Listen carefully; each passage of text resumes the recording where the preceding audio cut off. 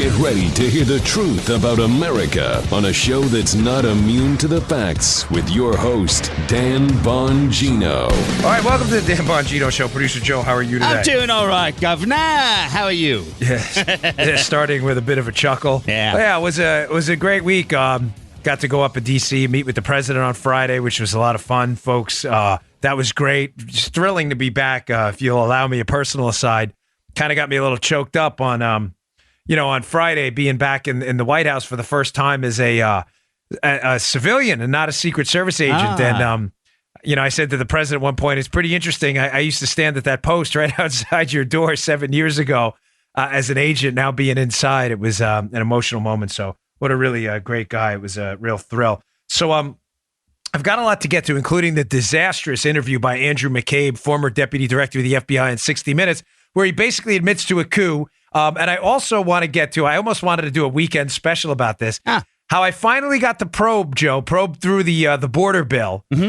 and how at a minimum on the money issue, on the money for the border wall, which was the big hang up. Remember, he wanted $5.7 billion. They gave him $1.375. Right. If you actually read through the bill, which I got to do in some detail now, I pointed out on Fox and Friends and others, Trump clearly wins on this. It's a simple math question. All right, I'll get to that. Let's get to the show today. Today's show brought to you by our buddies at My Patriot Supply. Let me ask you something. What are you doing when you put money in a 401k or an IRA? Put jumper cables in your vehicle. You purchase health insurance, dental insurance, eyeglasses insurance. You're preparing. You're preparing for an emergency. And the best time to prepare is not when your car battery's dead.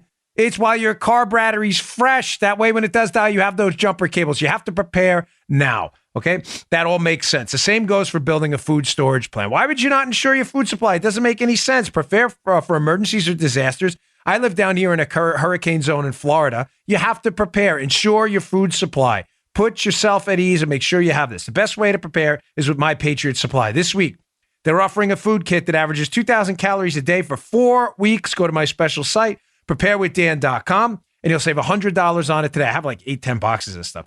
This 4-week food kit includes breakfast, lunches, and dinners that last up to 25 years in storage. Preparing with My Patriot Supply is a smart thing to do. Do it now at preparewithdan.com. That's preparewithdan.com. $100 off today. Preparewithdan.com. Go check that out. Okay. So yesterday's interview, we now have the full interview at 60 Minutes with Andrew McCabe, and there are a number of profound takeaways from it. I'm going to play a couple cuts for you, but before we get to that, I want to start off with how we should be analyzing this interview and why it's important. The McCabe interview is stunning because, number one, it's a softball interview by Scott Pelley, who candidly should be kind of ashamed. It was a terrible journalistic endeavor. He's a journalist. He's not an opinion guy. And he asked none of the questions that matter. And here's what I mean, Joe. If you notice during the entire interview at 60 Minutes, McCabe keeps talking about what's been referred to numerous ways by Jim Comey and John Brennan as these articulable facts. In other words, very simply in common sense language, what the heck were they investigating the Trump team for? What was, as we've said on the show, Joe, how do we describe it? Paragraph 1. Yeah. What was paragraph 1 of the investigative report written covering why they were investigating the Trump team? Paragraph 1 in federal investigations, which I used to be a part of as an agent myself, usually lays out why they started the investigation and how. I always give the example of this bank fraud case. I got a call from a bank fraud investigator, this guy Bob, who called me and said, "Hey, Dan, I need you to look into these fraudulent charges." It started a $300 million massive case we looked at for almost a year and a half. But that was paragraph 1. If you read the report, it makes sense. It's clear as day why I investigated this subject. Nobody, 2 years later, has yet to articulate a clear reason why the Trump team was being investigated. Nobody. I want to give you now the euphemisms used to describe how this case started. Andy McCabe yesterday in the 60 Minutes interview, Joe, says, we had a bunch of articulable facts. So articulate them. Please do. Yeah. Me, right? Can you please articulate them? That's what articulable means. Articulable facts, meaning he has them and he could articulate them, but what, he chooses not to? Why were you investigating this guy? This was described by Jim Comey in his interview with Bret Baier.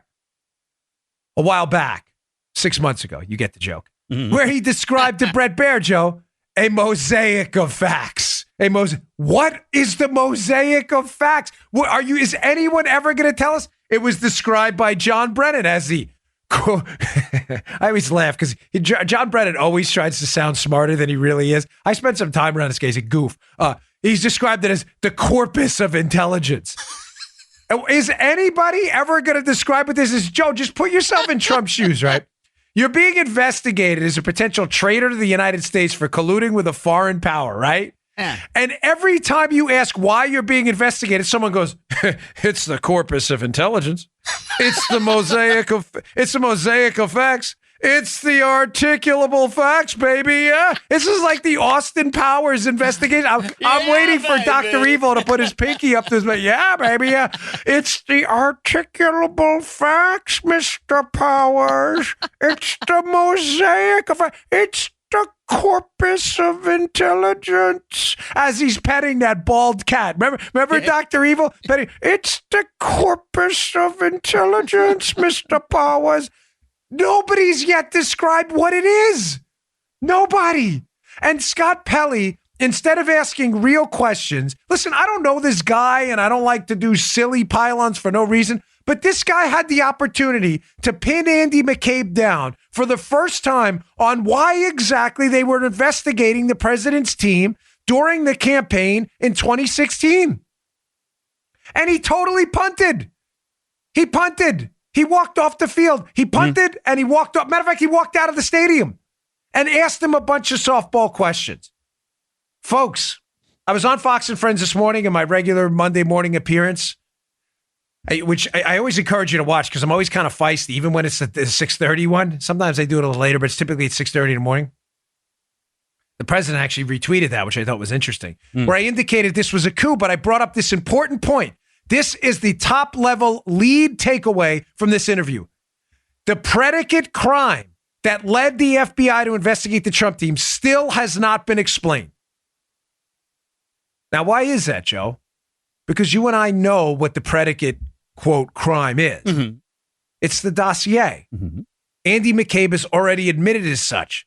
Andy McCabe is already on the record indicating that the only reason they were investigating Trump, Andy McCabe, let me be fair to McCabe. McCabe's on the record as saying that the FISA warrant to investigate Trump, which gave them the power to do it, basically, Joe, to monitor him, would not have existed without the dossier. Right. McCabe has already admitted that. So why are they constantly ducking the question with the mosaic of facts?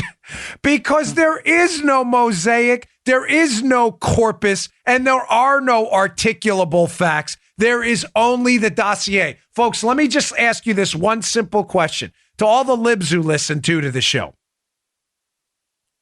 If there was really a mosaic of facts that are articulable and comprise a corpus of intelligence, don't you think at this point sleazeballs like Adam Schiff, Eric Swalwell, Andy McCabe, Jim Comey, John Brennan, Jim Clapper, and others, and the people at CNN who are knee-deep in this collusion hoax, don't you think they would have put it out? Let me ask you a better question, Joe, maybe better frame. Yeah. What do you think they're hiding it for? Why? Oh, because they like Trump, Joe. Yeah, that's They it. like Trump. They're covering up for Trump, right? They're giving him some time to put a defense together because they love him so much. I said this morning, and not to repeat the Fox and Friends appearance, but some of you didn't see it. I brought up on Fox and Friends this morning. Joe, do you know what a MacGuffin is in a movie? No, I don't, Dan. A lot of movies, dramas, adventure movies and stuff, they have a MacGuffin. It's something someone in the movie is chasing. It gives the movie a reason for being. A MacGuffin. You know, in Indiana... Yeah, Raiders of the Lost Ark, it's the Ark of the Covenant. Gotcha. In Pulp Fiction, it's the remember you've seen Pulp Fiction, right? The glowing suitcase. Yeah. They're always chasing something. They call it the MacGuffin in a movie. But the joke I made this morning is Trump-Russia collusion evidence, which there is none. It's the mosaic and this other stuff. It's the Pulp Fiction MacGuffin. In other words, you see the briefcase in Pulp Fiction and it glows, but no one ever tells you what's in it. This is the Pulp Fiction MacGuffin. You keep hearing about the mosaic and the corpus and the articulable facts, but no one ever tells you what it is because there is none. This is the MacGuffin. And nobody ever puts them on the spot. Scott Pelley had the chance to hammer this guy. All right, let's get to some of the cuts because they're pretty damning. Let's play cut one. This is Andy McCabe again trying to dance around the question of why they were investigating Trump at all. There were a number of things that caused us to believe that we had adequate predication or adequate reason and facts to open the investigation. The president had been speaking in a derogatory way about our investigative efforts for weeks, describing it as a witch hunt. Russia is a ruse. I have nothing to do with Russia. Haven't made a phone call to Russia in years. Publicly undermining the effort of the investigation. The president had gone to Jim Comey and specifically asked him to discontinue the investigation of Mike Flynn, which was a part of our Russia case. The president then fired the director. In the firing of the director, the president specifically asked Rod Rosenstein to write a memo justifying the firing and told Rod to include Russia in the memo. Rod, of course, did not do that. That was on the president's mind. Then the president made those public comments that you've referenced, both on NBC and to the Russians, which was captured in the Oval Office. Put together, these circumstances were articulable facts that indicated that a crime may have been committed. President may have been engaged in obstruction of justice in the firing of Jim Comey. Do you notice what this knucklehead does? Did you catch this? It doesn't require a strong degree of legal sophistication to analyze this. I don't want to mean this to sound in any way pretentious or at all. But maybe because I've done this and interviewed bad guys in the past, I can see right through what this guy's doing. Mm-hmm. Joe, look at what he did. Let's lay it out line by line here. Okay. He's asked there what's going on with the Trump thing, why they suspected him of the Russia thing. Pelly never pins him down as to paragraph 1. He lets him filibuster. And what does he do? He lays out what he calls the things and the reasons, which he later describes the articulable facts. Joe, this is not a trick question. Do any of those things he described, did any of them happen during the campaign or after? Listen, you may have been producing, so because I know you're going to. They were all after. None of them were predicate facts. Predicate. So let me, again, I maybe it makes more sense through analogies here. If I accuse Joe of colluding with Russia based on fake information that's not real, therefore I know it's false, Joe Armacost was not colluding with Russia. No. And after I accuse Joe of colluding with Russia, Joe goes on a Twitter tirade insulting people about it or whatever. I'm not trying to knock the president. I'm just trying to give you an example that maybe will make more sense. Joe says, these guys who are accusing me of this are insane. I'm going to shut this crap down. I had nothing to do with this. You can't then go back and use Joe's Twitter tirade after he's been falsely accused as evidence that the accusations are true. Joe, as the audience ombudsman, does that make sense? It's a reply. It's nothing. It's a rebuttal. It's a rebuttal. He's using Trump's rebuttal to being falsely accused and set up as evidence that the setup was real. Yeah. Let's go through it one by one. What he said. He spoke about the investigation in a derogatory way. Whoa. Time out, everybody. Yeah. T.O. Let's get this straight here. Is the former deputy director, at one point acting director of the most powerful law enforcement agency in the known universe, the FBI, seriously suggesting, this is why I'm telling you this guy's an idiot, McCabe, in a nationally televised interview, Joe, that if you feel you've been falsely accused by the FBI, the president or any other free citizen, the president's still a free citizen, folks, in case you didn't know, and you speak about it in a derogatory way, that this is justification for a Federal Bureau of Investigation? Yeah, that's what hit me first. Yeah, just that. I know it did because I saw your response. Ladies and gentlemen, is this an Aldous Huxley Brave New World here? Because if we are in this unbrave new world where criticizing the FBI is evidence for an investigation later on, then I've got news for you, ladies and gentlemen. We don't live in the country we once thought we did.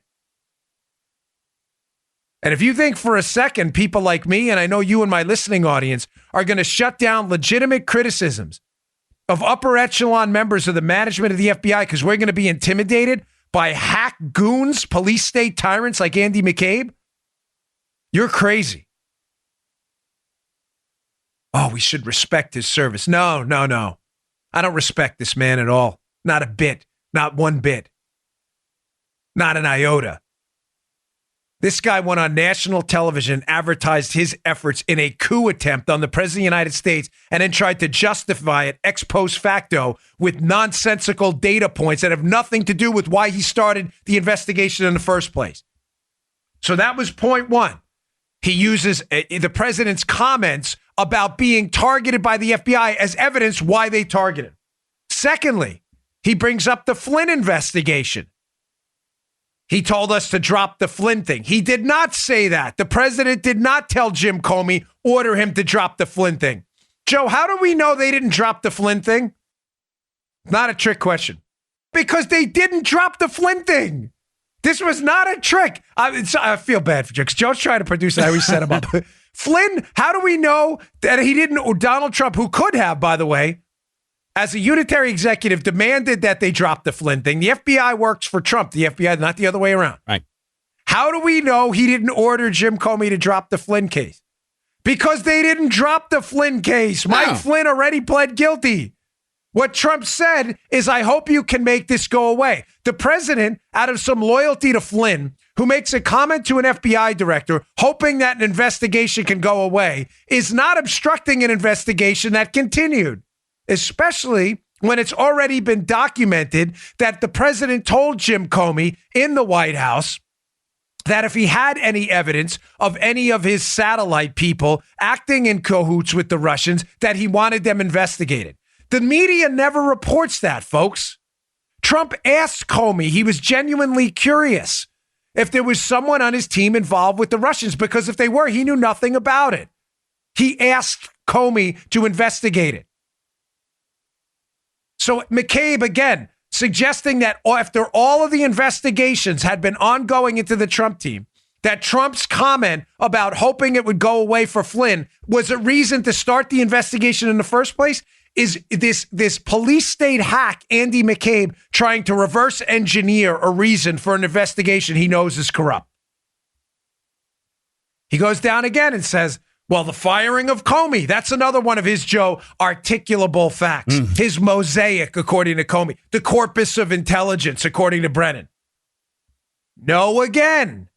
Comey was fired after they started the investigation into Trump, just like the Flynn comments were after that, and just like the derogatory comments McCabe cites by Trump about the investigation were after they started the investigation, not before. They can't possibly, by looking into a simple timeline of events, been a reason to start an investigation into Trump. By the way, the very notion that an FBI employee, Andrew McCabe, is going to start an obstruction of justice investigation into Donald Trump because he made a personnel decision by firing Jim Comey. Joe, do you understand the damage that would do if this was allowed to stand? Oh.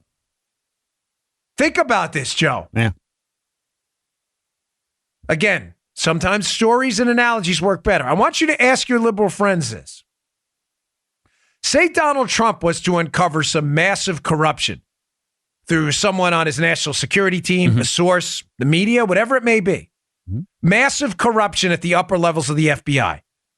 So let me suggest, for example, the deputy director and the director. I'm not impugning Christopher Wray now or his deputy now, but it's just a story. That they were taking bribes for information they were shuttling off to whatever, the Vietnamese or the Indonesians or whatever it may be. That's not happening, but you get the point, right? Right. Are they seriously suggesting that if the president were to fire them because he believes they were corrupt, that other people in the FBI can then open an investigation into the president for obstructing justice? Now, you may be saying, well, that's ridiculous. This was an investigation involving the president that he may have obstructed. How did he obstruct it, ladies and gentlemen? Flynn pled guilty to a charge the FBI didn't even think he committed. So they couldn't have possibly obstructed that investigation. Secondly, the investigation into Trump is still ongoing. How is he obstructing it? You have no evidence that any of this is true. McCabe is just making this up and trying to reverse engineer a reason why they're investigating this guy because he's panicking.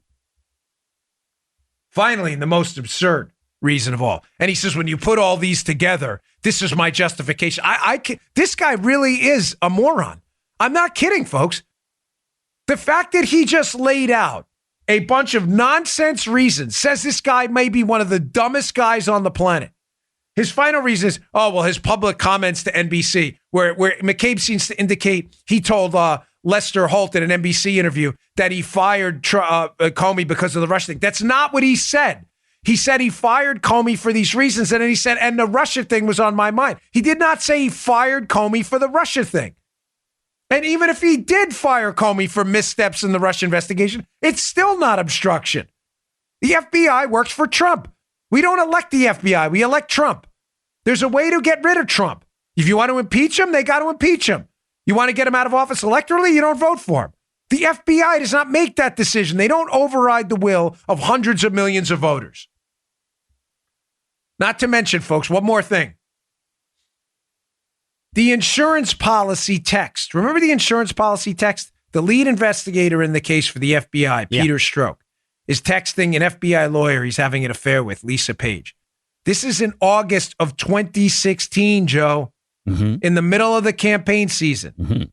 He says, hey, I want to recognize that thing you threw out in Andy's office, obviously talking about Andy McCabe.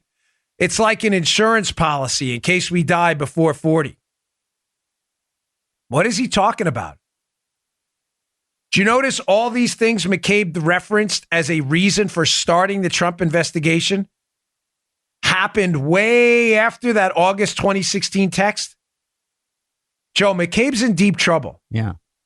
My guess about McCabe, and I can't get in his head, is he's a lot dumber than we gave him credit for. Number one, we gave this guy some credit for being somewhat smart and conniving. I don't think that I really think he's an idiot because he nearly indicted himself on 60 Minutes last night, laying out his role in a coup attempt to take out the president via the 25th Amendment. I'll get to that in a second.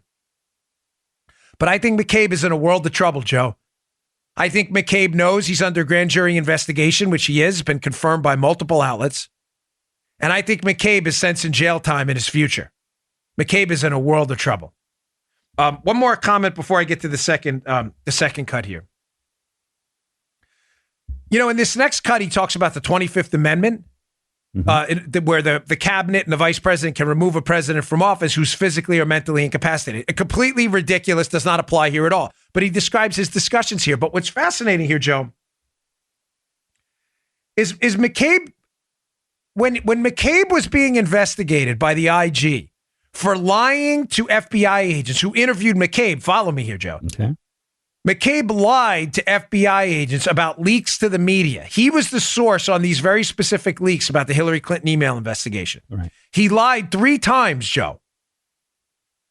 McCabe's reasons for lying, which Pelley, again, glosses over last night. He gives the reason, but he just moves on. He was confused by the questioning. Now, Joe, simple question to you. If you're the source for the FBI on a story, if you're, let's say, the Washington Post for a story at the FBI, you'd probably remember when the story ran that you were the source, right? Because you said it? I would think so, yeah. You would think so, right? Yeah. It was a Devlin Barrett piece in the Wall Street Journal. McCabe was the source. McCabe lied 3 times. McCabe knows he was the source. But when asked about it, he says, well, I was confused by the questioning. I find it awfully ironic. I said this to a friend last night on the phone who called me about it. He was on the West Coast, and he interviewed and aired much later, so he wanted to get the skinny on him. I said, one of the more fascinating pieces, other than McCabe's stupidity in admitting his role in a coup attempt, is McCabe acknowledges that he's too stupid to figure out when he was the source on a case or not. He says, I was confused by the question. No, you weren't. You either were the source or you weren't. Mm-hmm. So he's too dumb to figure that out, Joe. And by the way, he mentions he couldn't figure out the Electoral College thing in North Carolina. And at some point, apparently, Trump brings up his victory in North Carolina. And McCabe's like, I don't get that stuff. Like, I was confused. So this guy's really dumb. He admits to a coup attempt. doesn't understand the Electoral College, and doesn't even understand basic questions about when he's a source. But this is the guy we're relying on in conjunction with Rod Rosenstein, Joe, to overturn the will of hundreds of millions of Americans who voted Donald Trump into office through the 25th Amendment and through wiring up, apparently, the Deputy Attorney General Rod Rosenstein to get them on an obstruction of justice case for firing Jim Comey. This is the guy we're relying on, who's too stupid to figure out when he lied or when he didn't. What a knucklehead. All right, before I get to this next cut with McCabe, let me get to, because this is really, I've got so much on this. I got to get to the border funding thing too. It's just going to be a stacked show today. All right, today's show brought to you by our buddies at Teeter. Listen, I can't say enough about Teeter. Teeter makes inversion tables. You know where you hang upside down? I use it twice a day. Before the show to clear my head. You get kind of like a teeter high out of it. It's great. I loosen up my spine and my shoulders, and I use it after my workouts too. Decompressing on a Teeter inversion table for a few minutes a day is a great addition to anyone's daily routine. It'll give you a healthy spine, helps me with my arthritis. I feel like a new man when I get off it. I've done my homework. This is the best inversion table on the market. Over 3 million people put their trust in Teeter. They're the best known name in inversion tables since 1981. For a limited time, you can get Teeter's brand new 2019 upgraded model of the inversion table. The Teeter Fit Spine with bonus accessories, Stretch Max handles, help you loosen up even more, and an easy reach ankle system so you can plug right into it, plus a free inversion program mat with 24 illustrated stretches and exercises. Teeter inversion tables have thousands of reviews on Amazon, and they're rated at 4.6 stars.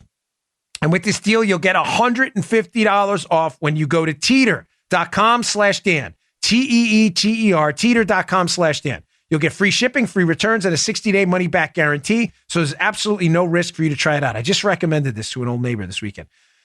Remember, you can only get the new 2019 Teeter Fit Spine Inversion Table plus a free inversion program app by going to teeter.com/Dan. That's teeter.com/Dan. I can't recommend this thing enough, ladies and gentlemen. Clear your head, open up your spine, your hips. I have really bad arthritis, so without it, I'd be lost. Check it out, teeter.com/Dan for that $150 off. Okay, let's get to this second soundbite because, again, it describes this guy's duplicity. He's just a really, really awful guy, and he's not that bright because here he describes partaking in potentially traitorous, treasonous conversations with Rod Rosenstein. Play that cut. The discussion of the 25th Amendment was simply Rod raised the issue and discussed it with me in the context of thinking about how many other cabinet officials might support such an effort. I didn't have much to contribute, to be perfectly honest, in that conversation, so I listened to what he had to say. But to be fair, it was an unbelievably stressful time. I can't even describe for you how many things must have been coursing through the Deputy Attorney General's mind at that point. So it was really something that he kind of threw out in a very frenzied, chaotic conversation about where we were and what we needed to do next. What seemed to be coursing through the mind of the Deputy Attorney General was getting rid of the President of the United States. Well, one way or another. I can't confirm that, but what I can say is the Deputy Attorney General was definitely very concerned about the president, about his capacity, and about his intent at that point in time. How did he bring up the idea of the 25th Amendment to you? Honestly, I don't remember. It was just another kind of topic that he jumped to in the midst of a wide-ranging conversation. Seriously? Just another topic? Yeah. Well, finally, Joe, Scott Pelley tries to do some journalism there. You notice what? So I'm not giving this guy a pass. I think it was a terrible interview. But did you notice he finally figures out like how to do basic journalism? So let's just be clear, Joe. You're the Deputy Attorney General. Let's role play for a minute, right? Okay. I'm the Deputy Director of the FBI. Yeah. Jim Comey's just been fired, and we're having a conversation in the office about invoking the 25th Amendment to remove a duly elected president from office for absurd, outrageous, potentially treasonous means, right? Mm-hmm. To falsely invoke a physical or mental incapacitation and to invoke a soft coup amongst the cabinet to get the president out. And Joe, McCabe doesn't remember any of the specifics. I don't remember how it started. We were having this conversation about I have a Tony Gwynn rookie card from 1983, and I put it on eBay. And, I got $4.25. And I thought Gwynn was worth $8. And we were having that conversation. And then this thing came up with the 25th Amendment. And I don't remember. I don't remember how it happened. Yeah, but you remember the Tony Gwynn bit? Yes, I remember that. Are you serious? Listen, Joe and I are friends off the air and on here. But Joe and I have some pretty up and down conversation. We get feisty about stuff. Yeah. I can remember every conversation I've had, not every single word of it, but the genesis of every conversation I've ever had with Joe, where me and Joe were like, no, we got to do this. And he was like, no, we got to do that. Every one of them. And folks, I promise you, neither Joe nor I have never mentioned removing Trump from office from the 25th Amendment. Can you imagine this? Folks, this is absurd. This is so stupid. The very idea that McCabe doesn't recall how it was brought up, again, indicates that this guy is either one of the dumbest people who's ever served at the upper echelon ranks of the FBI, or he's a liar, or a combination of both. Now, there are two things in that cut I want to point out that I hope you didn't miss. McCabe understands he's got to bring up this 25th Amendment thing. Why, Joe? He's selling a book. McCabe is selling a book right now, and McCabe needs money. McCabe needs money for legal defense. McCabe knows he's probably going to jail. McCabe knows he's being investigated by the grand jury. And McCabe knows he's finished. He will never get a security job. Yeah, granted, he can do the talking head stuff later. CNN will probably welcome him with open arms. But McCabe's legal bills are going to be dramatic. Of all the people of the three-letter agencies I believe have liability here, which I've been consistent on from the start, I think McCabe and Comey are the ones in the deepest of trouble. I have no doubt there will be some form of a prosecution at some point brought against McCabe, and the legal bills are going to be tremendous. So McCabe's in a pickle here. Follow, folks. Here's what's going on. He's got to bring up this 25th Amendment because he knows it's controversial. At the same time, and it sells books. Copy, Joe? So that's point one. Point two, McCabe, who's a moron, is not so stupid that he doesn't realize that he's indicting himself in a potential coup attempt against the president. He's not that dumb. So what does he do, Joe? He creates some form of articulable, get the pun there, psychic distance between him and Rosenstein. I have no doubt this conversation happened. None. Zero doubt. So he says two things to distance himself from the conversation. Make no mistake understanding that he's talking about his efforts in a coup attempt. First, he says, well, I didn't feel like I had a lot to add to the conversation. Oh, really? Really? So you're in the office talking about removing the president of the United States. You're the acting head of the FBI, and you have nothing to add? Like they're talking about, the metrics and the night. Remember metrics? Hey, I used to take that metric stuff. It was the greatest thing. Yeah. Hey, Ron, they act like they're having a conversation about the final few plays in the Super Bowl. They're talking about removing the president, and McCabe's just sitting there like it's a conversation about traffic in the parking lot at the 7-Eleven down the road from my house. Really, they got to get some more parking over there. He doesn't remember any of this. He had nothing to add. Folks, you actually believe this? You believe Andrew McCabe in a conversation about a coup, a cabinet level coup they're trying to incite. That's what, make no mistake, that's what this is. That McCabe had nothing to add? Joe, you believe that? No, Dan, I don't believe that. Of course you don't. He's saying that, Joe, to create distance from himself. Sure. And the coup backers. But he said something else.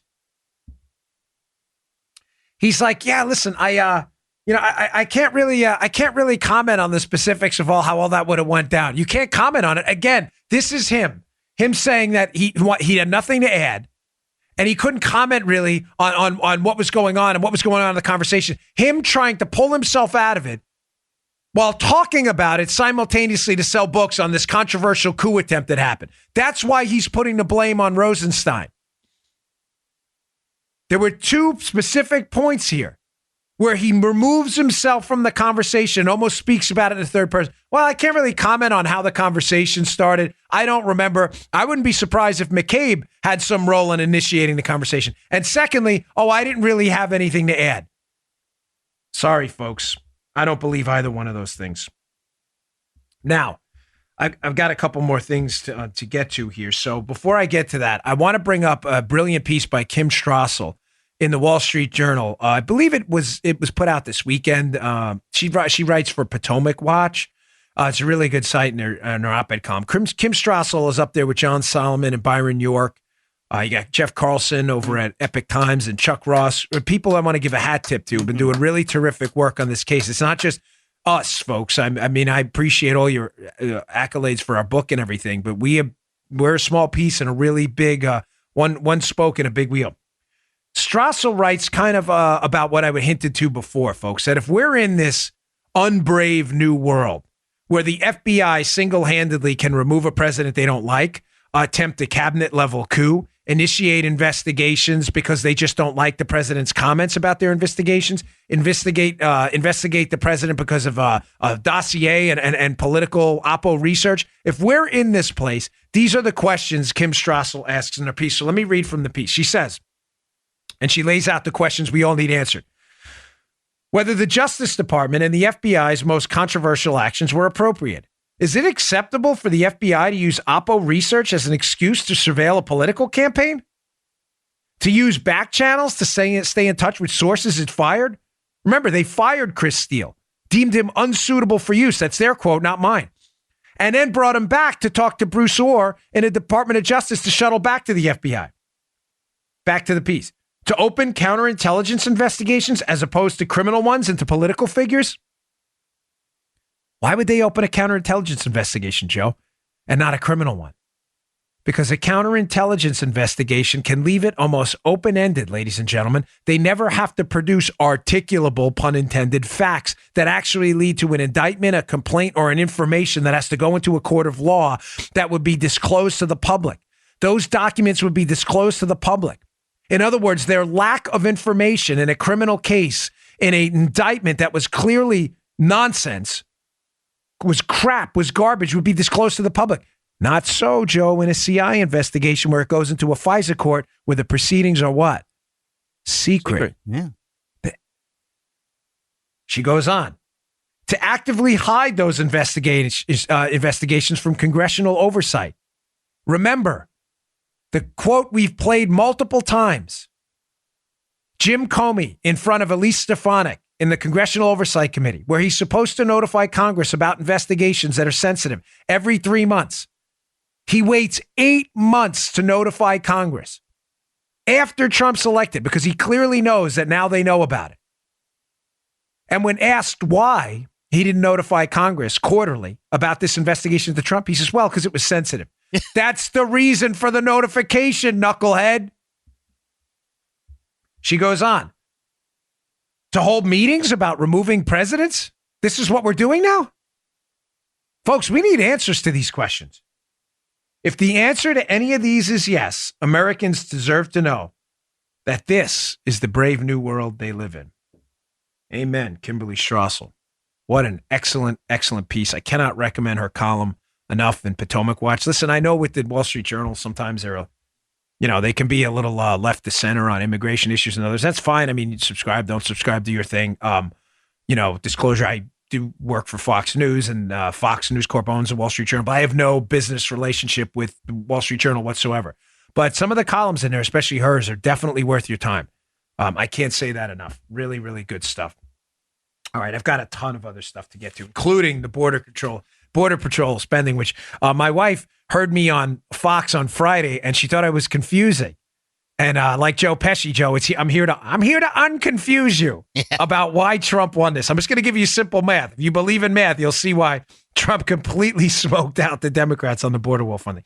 Finally, today's show brought to you by our buddies at Helix Sleep, best mattress on the market, hands down for the money. You're not going to find a better deal. There's nobody on the planet like you, so why buy a generic mattress built for everyone else? Helix Sleep built a sleep quiz. It takes 2 minutes. It takes even less than that if you know the answers right away. Sometimes you got to think about it. To complete, and they use the answers to match your body type and sleep preferences to the perfect mattress for you. Don't get some mattress built for everyone else. Whether you're a side sleeper, a hot sleeper, you like a plush or a firm bed with Helix, there's no more guessing or confusion. Here's where you go. Go to helixsleep.com/Dan. Take their 2-minute sleep quiz, and they'll match you to a mattress that'll give you the best sleep of your life. Don't buy someone else's mattress. Go to helixsleep.com/Dan. Get your mattress. For couples, Helix can even split the mattress down the middle, providing individual support needs and feel preferences for each side. They have a 10-year warranty. You get to try it out for 100 nights risk-free. You will never send us back. You'll sleep like a champion. Right now, Helix is offering $200 off mattress orders for their President's Day sale. $200. That's a big savings.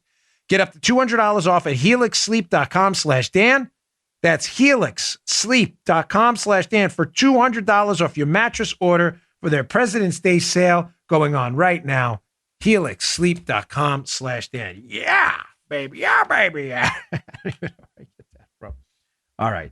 On the border funding issue, did some appearances and was talking about how he completely smoked him out on the border funding issue. Let's set the parameters and let's get the lead out front. Here are the parameters of the fight. The marker for success we had used for border funding in Trump's fight versus the Democrats over border wall funding was that $5.7 billion figure. Where did that come from? That $5.7 billion figure came from border experts at CBP, ICE, and others in the Department of Homeland Security, Joe, who had determined there was 230 miles of border that were out of our, thousands of miles of border that had to be secured now. We already built about 700 miles of fencing, but this 230 miles was drug-sensitive areas, a lot of populations of illegal immigrants coming across. So in other words, triaging their needs, Joe, they said, this is our priority, this 230 miles. And to get that 230 miles built, we need $5.7 billion. Right. Now, Pelosi had clearly stated, it's out there on the record, you can watch it on YouTube yourself or any other place, had stated what, Joe? Not $1. Right.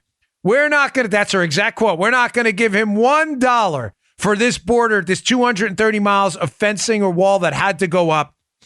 Not $1. Well, in the budget, Trump got $1.375 billion. And a lot of conservatives out there, and listen, the bill wasn't great. Trump has even acknowledged that. The overall bill, I already discussed some of the pitfalls, Section 224, about how you can now sponsor an unaccompanied minor and walk in and you can't be deported. That was definitely a bad deal. But a lot of the other poison pills, which I have in the show notes today, check out my show notes. The articles on this are really terrific. I have one at Lawfare blog and one at the Washington Examiner, which lays this out that are really good.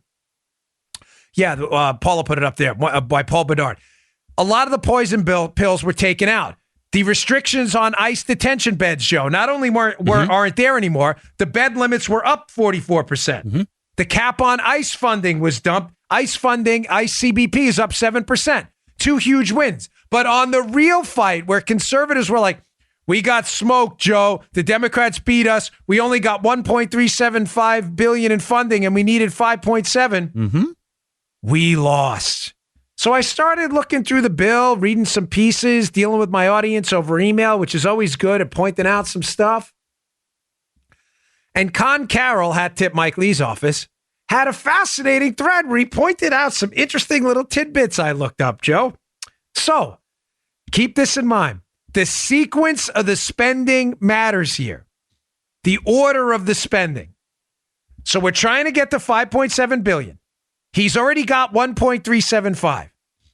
He's already said, pursuant to what is 31 USC United States Code 9705, Treasury Forfeiture Authority, that he is going to take $600 million from there and spend it after he spends the $1.375 billion. So keep in mind, Joe, we've already got at least $1.3 billion worth of wall. No problems, no lawsuits, no nothing. Going up, no, money not in dispute, okay? That's going to take a while to build. The sequence matters. Say it takes, I'm just throwing this out there, I don't know, 3 months, 6 months before that spending's gone. Now we have the $600 million from the Treasury Forfeiture Fund. Again, no lawsuits. Well, no credible lawsuits, I should say. Let me be clear on that to be precise. There's not going to be any credible lawsuit. Trump has the legal authority, 31 USC 9705, to take that seized money, $600 million, and apply it towards specific sections of the wall. Copy, Joe? Now we're up to what? We're good. We're up to roughly $2 billion. Right. May say, all right, Dan, we're still short. Are we? Because Trump, under 10 U.S.C. 284, perfectly legal, 10 United States Code, you can look this up, 284, has the authority and the MILCON budget, the military construction budget, to move money to prioritize military projects, even if they are at the border. Those funds, Joe, again, you check out the Washington Examiner piece, add up to $3.5 billion. Yeah. Joe, notice what we haven't even gotten to yet. We're now at $5.5 billion, roughly, right around what he said he needed. We have not even discussed a dime of disputed funds yet. These are not disputed funds. He has the legal authority is there. Even the hacks in Congress on the Rhino side and the swamp rat Democrat side have already acknowledged that these funds are not in dispute. So we're already at the number before we even got to the national emergency. Brilliant! Which is potentially $2 to $3 billion, if not more, in additional funds. Now, I owe you an opinion. I'm not a big fan of the emergency funding moved around. Now, Trump's ability to declare a national emergency is not in dispute either. 1976 National Emergencies Act. The president has the power to declare a national emergency. Nobody disputes that. They will not be sued over that. You may say, well, what are they talking about, Dan? The libs are going to sue Trump over the national emergency declaration. Not the declaration.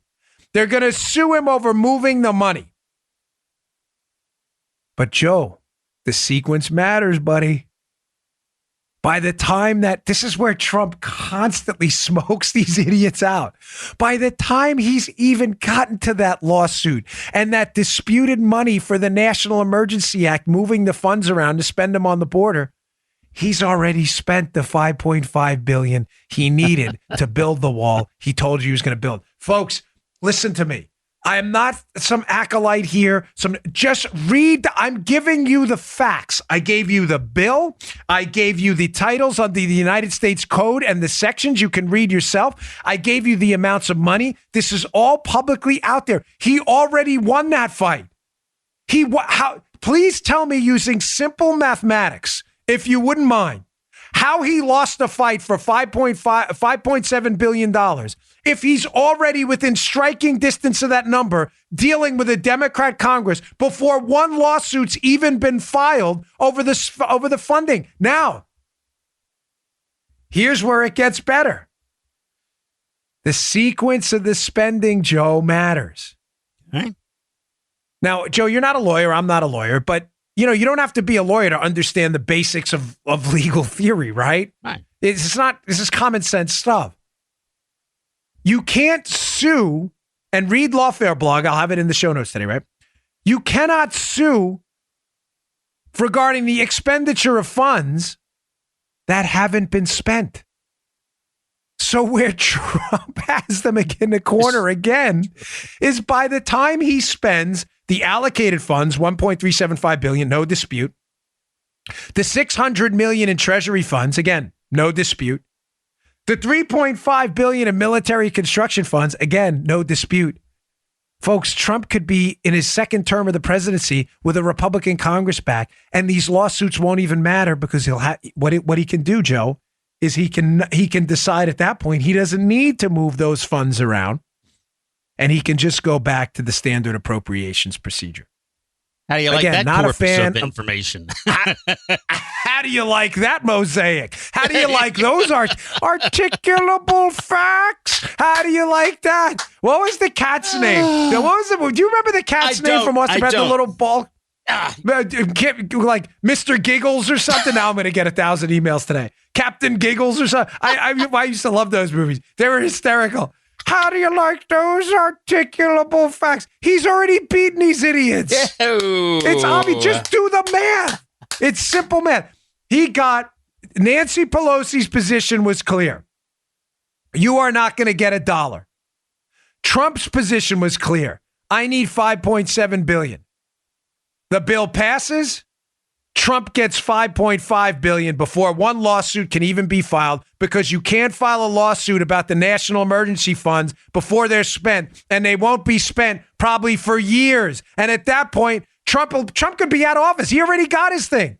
I don't think he will be. I think he's going to win re-election handily. I think we get back the House too, hopefully. But at that point, he just goes back and gets more money from the Republican House. This is not hard. Now, this is where I always laugh. You get the goon squad, like, the homophobic Rick Wilson and all of his acolytes out there, the anti-Trump loser brigade. Rick's upset because he gets destroyed on Twitter every day and makes dopey comments. These are the ones when I say things like this, they're like, oh, Dan Bongino, he's just trying to, look at him backing up Trump no matter what. Number one, I like the president. I support what he's done. I think his record after 2 years has been incredible.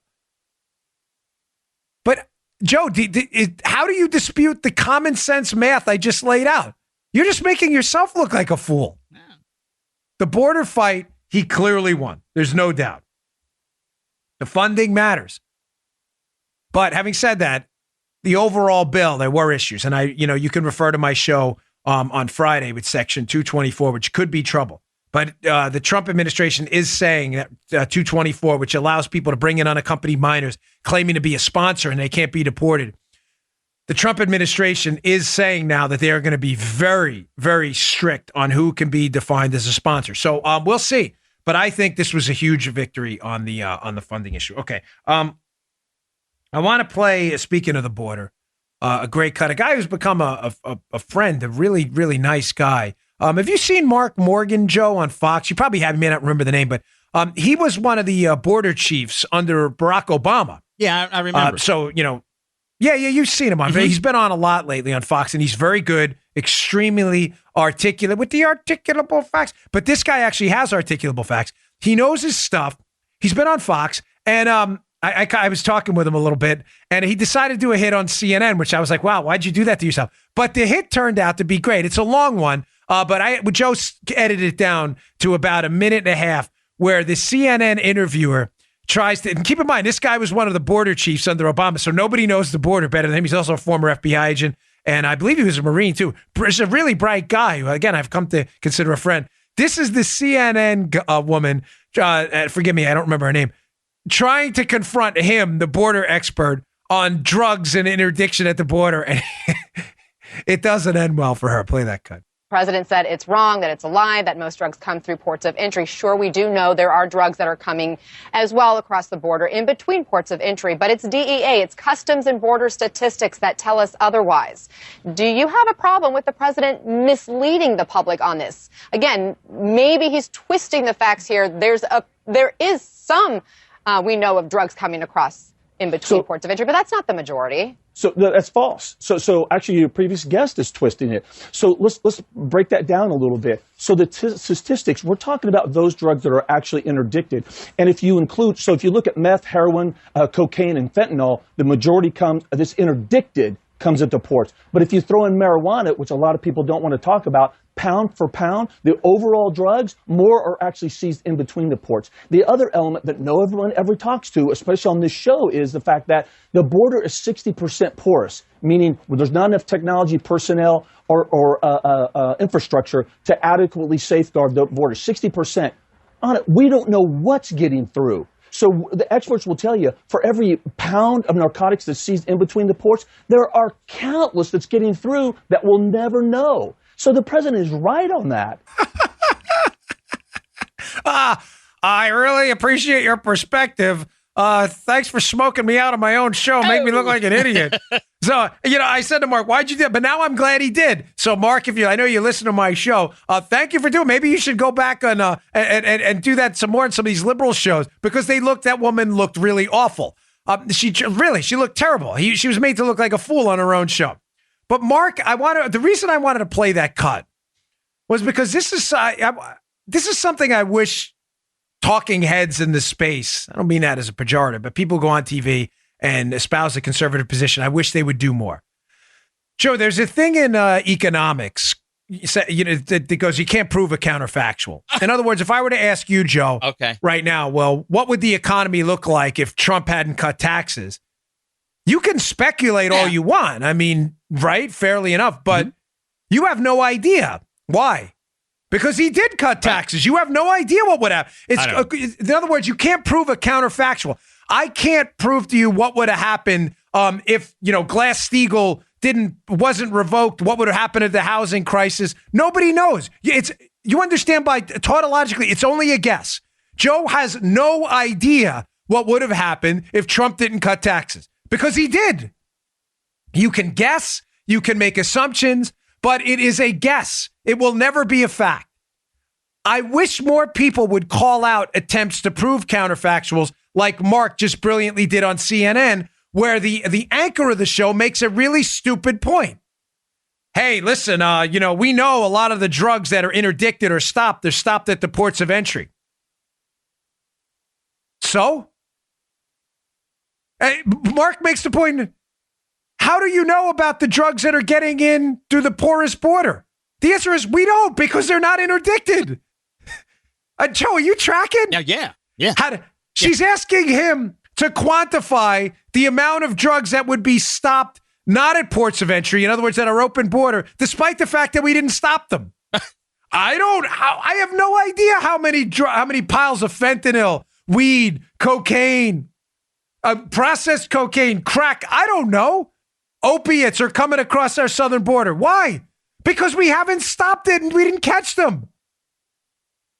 Do you understand? Like, this is a bit of a nuanced point. I don't mean to try to get overly wonky with folks, but it's a common thing in economics where people comment on things they can't possibly prove and try to prove a counterfactual. But it's done in debates all the time by liberals. Liberals who go, hey, well, and the reason she's doing that, to be clear, is she's talking about the ports of entry because they don't, in other words, where, cars come into the country and there's CBP and there's a CBP station and there's officers there.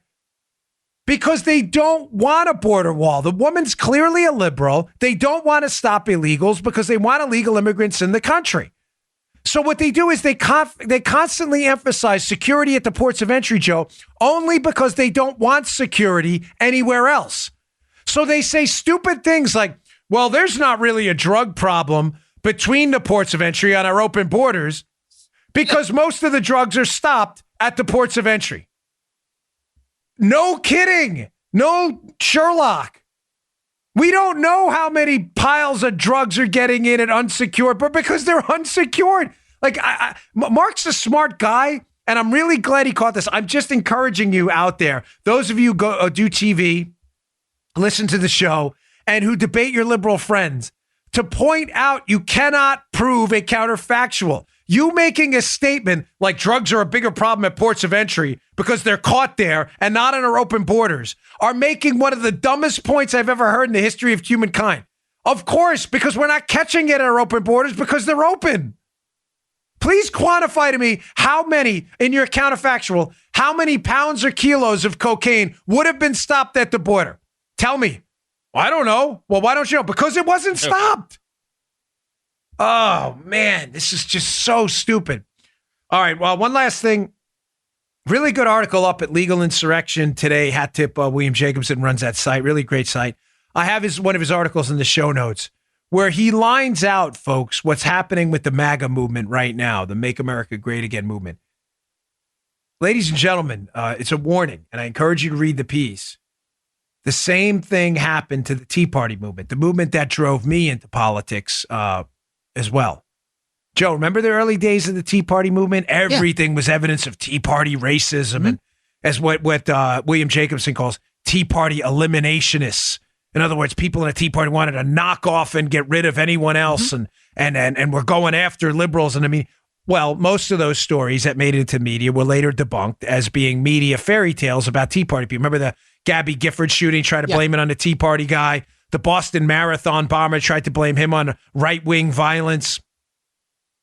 The same thing's happening now with the MAGA movement. We've seen it with this Jussie, I don't know his name, Smollett, which now looks like a hoax.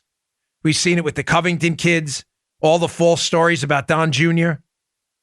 Read the Legal Insurrection piece, ladies and gentlemen. It's happening again.